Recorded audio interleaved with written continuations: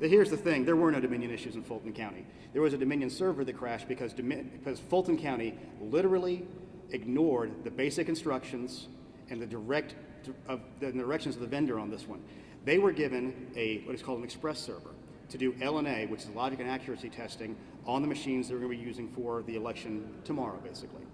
And they instead decided to, hey, we're going to use this for the recount, when they should have been using their central server. So what happened was they built the first cards out of their central servers. This is going to get deep in the weeds, and I apologize for that. So they built, I think it was 7 cards. I'm not exactly positive, and they were intended for absentee by mail scanning.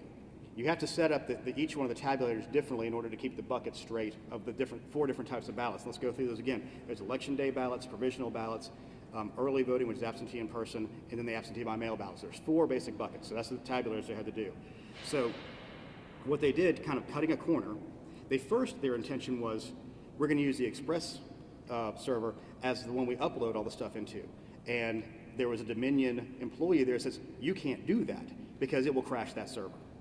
So they said, okay, well, we're going to put the database on here and we're going to make the tabulators off of this. But then they didn't follow procedure and did not back up that thing. Actually, I take that back. They did back it up, but they did it on the same drive. So when that server crashed, that computer crashed, it's really just a computer like this. It's just a simple laptop computer. And it crashed, so they could not get that database off, because once you make the tabulator on the new database, the timestamp is different than the original database you had. So you can't then upload it, because that's a security measure, because you don't want to have something that wasn't created in the right place that can then upload into your existing election project.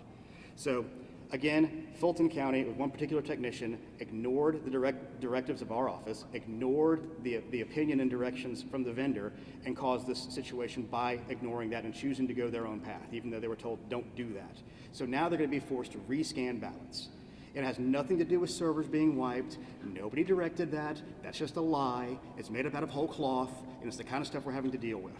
So that's the situation we're in right now, but that's what really happened. Does that give you a better clarification as to what happened? It does. Will it impact the results at all? It won't impact the results, just more work and more man hours and more time, which is the kind of thing you often find when you cut corners, you end up adding cost and time because you cut corners. And that's what happened in this case in Fulton County, which every other county's managed to pull this off pretty well. Fulton County on this one particular thing didn't get it right because one technician was there.